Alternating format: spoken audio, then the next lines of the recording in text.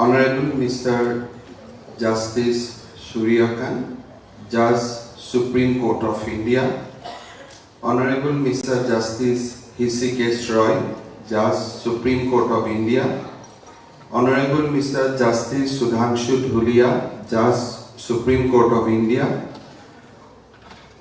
Honorable Mr. Justice Saya, Chief Justice of Guwahati High Court, Honorable Mr. Justice Goswami, Chief Justice Chhattisgarh High Court, Honorable Mr. Justice Bhuiya, Chief Justice Telangana High Court, Sri Tushar Mehta, Solicitor General Government of India, Sri Manan Kumar Mishra, Chairman Bar Council of India, Sri Gajanan Saheola, Chairman Bar Council of Assam, Nagaland, etc., Sri Prabhakaran, Senior Advocate and Vice Chairman Bar Council of India, Sri Apurva Kumar Sharma, Honorable Executive Chairman Bar Council of India, sitting and retired judges of Guwahati High Court, members of the Bar Council of India, my dear students and ladies and gentlemen.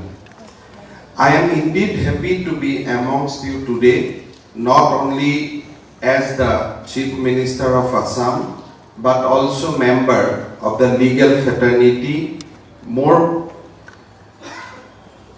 precisely as an advocate of yesteryears. On the Diamond Jubilee celebration of the Bar Council, in the 8 decades long judicial history of our region, today is a very significant day.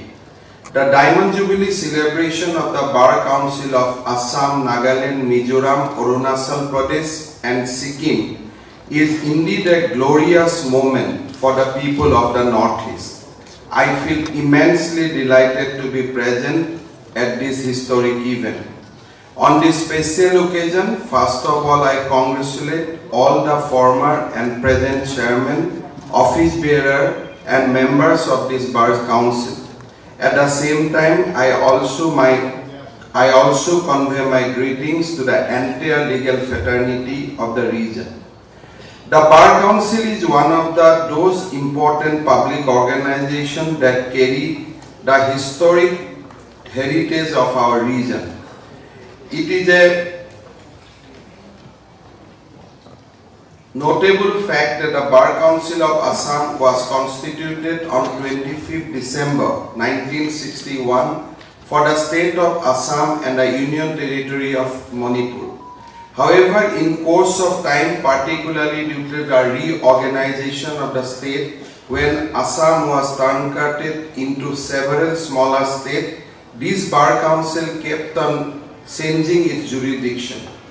The last state to join this council was the state of Sikkim, when in 2005 the Advocate Act 1961 was extended to the state of Sikkim, thus encompassing all 8 states of the region. However, the Bar Council got its present identity when Northeastern State Reorganization and other related Act 2012, when separate Bar Council were created for the state of Meghalaya, Manipur and Tripura. I am happy to learn that the Bar Council during its Diamond Jubilee year has undertaken a number of steps to strengthen its organization and empower members of the legal fraternity. I particularly appreciate the Council for its orientation programs for the advocates and the step it has taken to digitize all its records.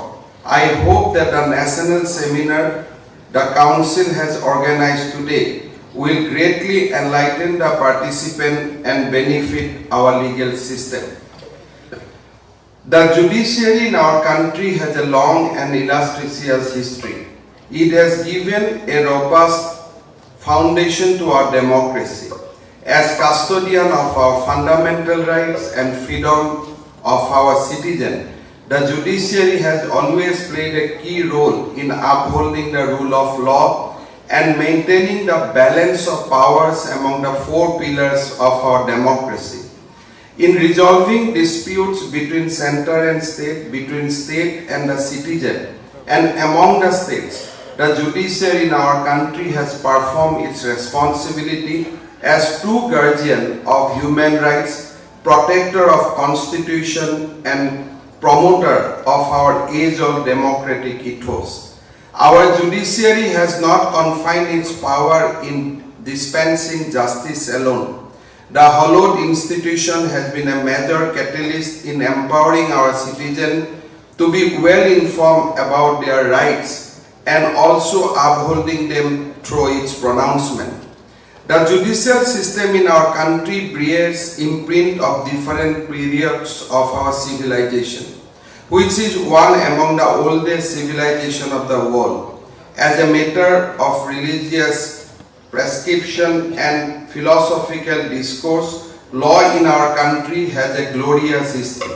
Emanating from the Vedas, the Upanishads and other religious texts, law was a fertile field in our country which was enriched by practitioners from different philosophical schools.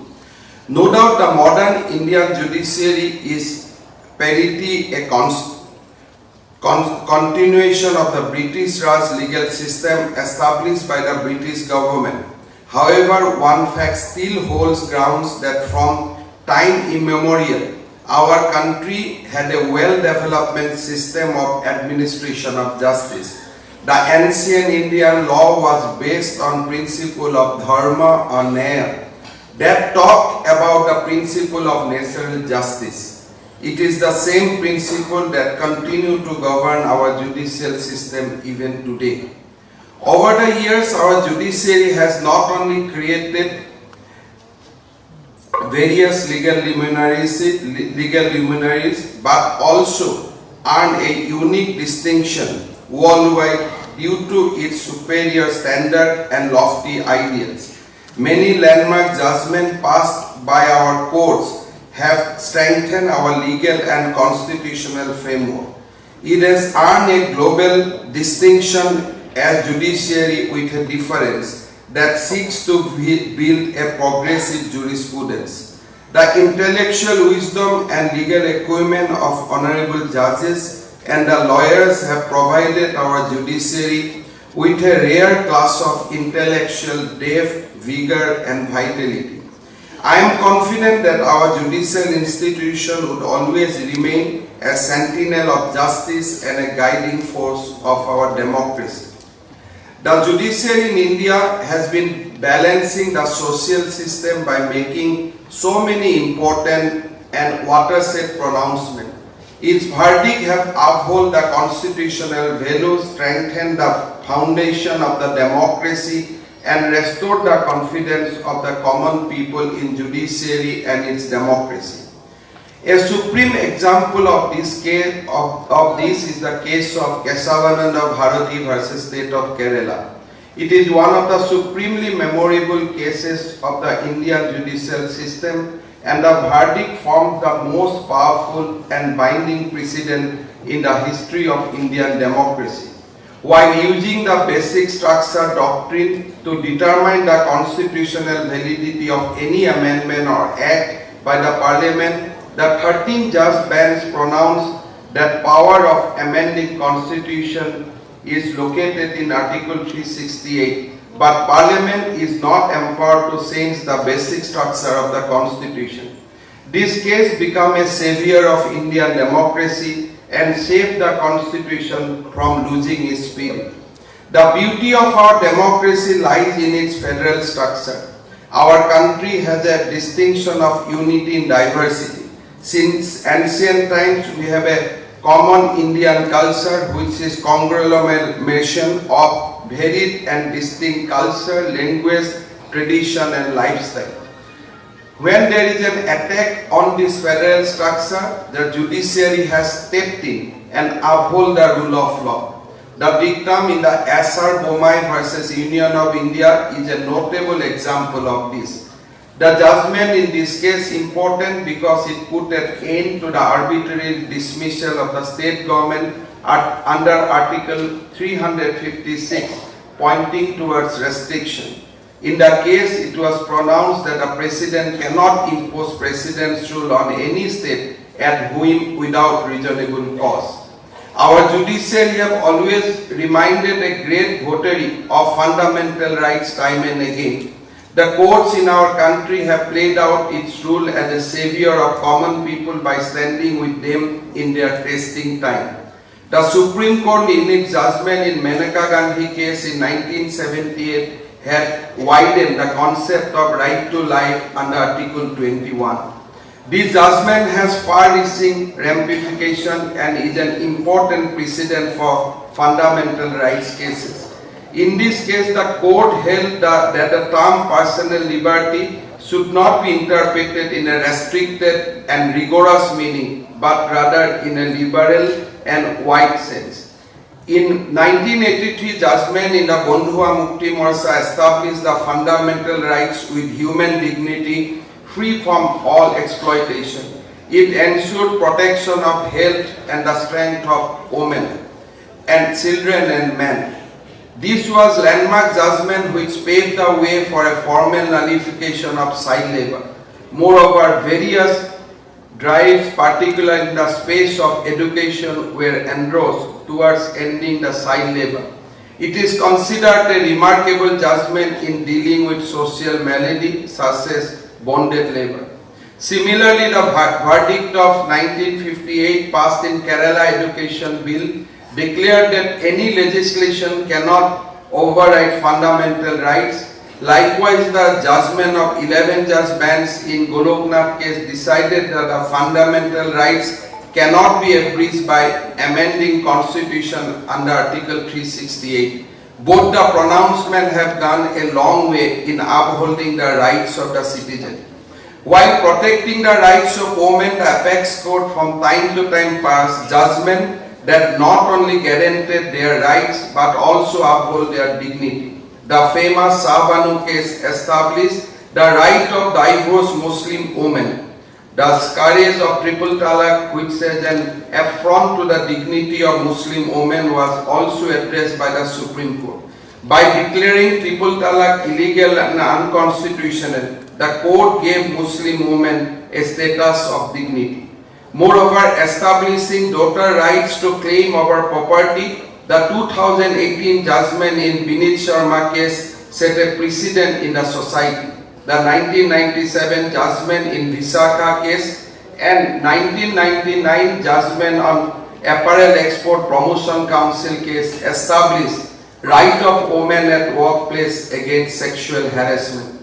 The Honorable Supreme Court judgment in the matter of inclusion of Nota in ballots in the case of People's Union for Civil Liberties in 2013 is a major intervention in the electoral system that ensured negative voting by citizens as fundamental and essential part of democracy.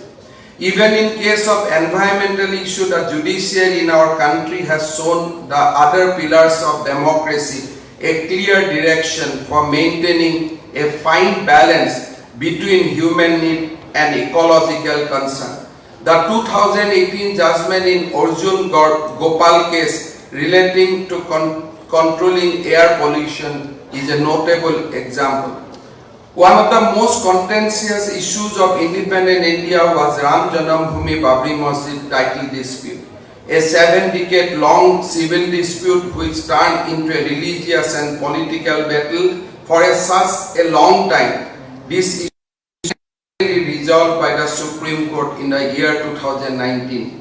This was a landmark judgment that addressed the claim of all stakeholders and settled this long-standing issue in the most remarkable manner. Starting from the case of Shankari Prasad, where judgment was delivered in 1951 regarding abolition of Jamindari, to the 1963 judgment on the rights of children to free education up to 14 years of the age in Unni Krishnan case, or the 1989 judgment directing Union Carbide Company to pay $470 million US as a compensation to the victims of Bhopal gas leak tragedy. The judiciary in India has played a crucial role in ensuring rights of the citizen and ensuring a dignified life for them. In this manner, remaining conscious of the social, political, religious and other issues, the apex court of the country has functioned as the most important pillar of democracy in a befitting and exemplary manner. This is why people repose trust in judiciary as vanguard of the greater cause of the people. Such a role of the judiciary has strengthened our democracy, made it one of the most vibrant democracies in the world. While the apex court, the high courts, the lower courts have been serving the nation by upholding democratic principles, the role of the legal fraternity, particularly the role of lawyers, remain equally important. Lawyers are one of the most important components of our judicial system. In short, they are like a bridge that connects judicial system with the people seeking justice. Therefore, lawyer plays a significant role in making this vast and dignified pillar of democracy glorious and even prominent. If court is temple of justice, and then lawyers play the role of a priest in this temple of justice. In the delivery of justice, advocate must be an icon of dedication, honesty and kindness. Lawyers need to bond their professional skill with a lot of studies to advance themselves strongly in the workplace. They should also play an important role in strengthening the relation between the citizen and judiciary. An ordinary citizen always approaches the court of law if there is a need to safeguard his constitutional rights from being violated. Approaching the court means they approach an advocate who associate them in court proceeding. It is therefore necessary on the part of the advocates to discharge their responsibility efficiently so that the citizens who are seeking justice become well acquainted with the rule and regulation and the justice delivery system of the court. In another context, let me bring to your notice something which is very vital.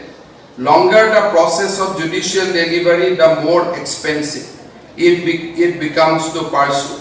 Therefore, despite being the victim of circumstances, many people hesitate to come forward to seek legal help. In this aspect, I call upon the office bearer of the Bar Council as to how it can play its role to help the weak and underprivileged. I hope that Council will sincerely deliver as to how it can extend its helping hand to those who are financially weak and unable to afford cost of legal recourse. My appeal to the new generation lawyers is to think and to take necessary steps to make our legal system more people-oriented. Judiciary is not only an important pillar of our democracy, it is also a fountainhead of hope for the people. I wish that in coming days you will emerge a stronger voice towards fulfilling the hope and aspiration of the people who are in need of assistance. Today we are very fortunate to hear 3 judges of Honorable Supreme Court. All the judges in their speeches has highlighted various parts of our judicial system, and also there is a message to legal